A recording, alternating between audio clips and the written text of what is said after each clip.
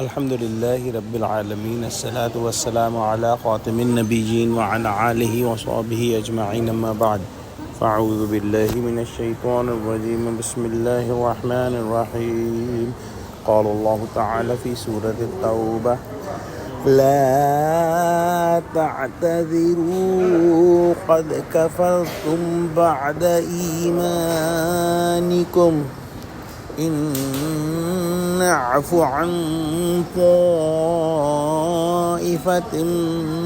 منكم نعذب طائفة بأنهم كانوا مجرمين۔ ترجمہ: بہانے مت بناؤ، تم ایمان لانے کے بعد کافر ہو چکے ہو۔ اگر ہم تم میں سے ایک جماعت کو معاف کر دیں تو دوسری جماعت کو سزا بھی دیں گے کیونکہ وہ گناہ کرتے رہے ہیں۔ پچھلی آیت کے اندر ہم نے پڑھا کہ منافقین کس طرح سے اسلام اور رسول خدا صلی اللہ علیہ وسلم اور اللہ کی آیتوں کا انکار اور ان سے ہنسی اور ٹھٹا کیا کرتے تھے، اور پھر جب ان سے پوچھا جاتا تھا تو پھر وہ بہانے بناتے تھے۔ آج کی آیت میں بیان ہوا کہ جھوٹے عذر تراشنے اور حیلے حوالوں سے کچھ فائدہ نہیں۔ جن کو نفاق اور استہزاء کی سزا ملنی ہے مل کر رہے گی۔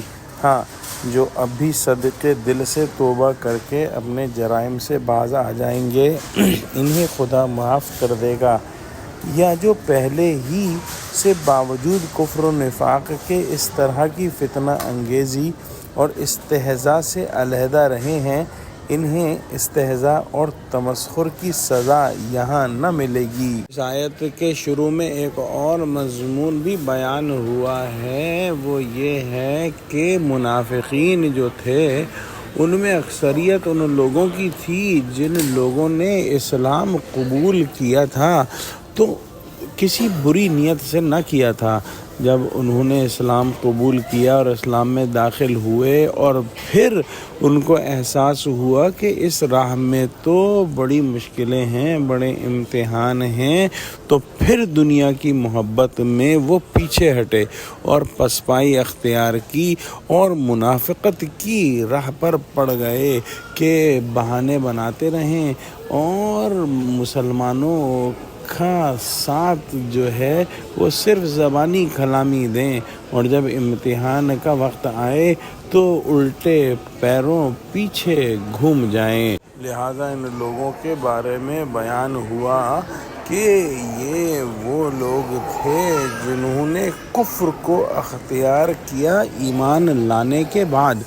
گویا جب ایمان لائے تھے تو نیت یہ نہ تھی کہ کفر کریں گے۔ یہاں ایک بات اور سمجھ لینی چاہیے کہ بہت کم تعداد میں ایسے منافق تھے جو منافقت کے ساتھ ہی اسلام میں داخل ہوئے تھے۔ گویا انہوں نے پہلے سے پلاننگ کی ہوئی تھی کہ اسلام میں داخل ہو رہے ہیں اسلام کو نقصان پہنچانے کے لیے، اور ان کو ایک لمحے کے لیے بھی ایمان کی حلاوت اپنے دلوں میں محسوس نہ ہوئی۔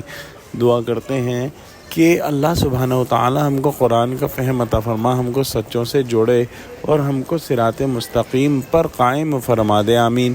وآخر دعوانا الحمد للہ رب العالمین۔ السلام علیکم ورحمۃ اللہ وبرکاتہ۔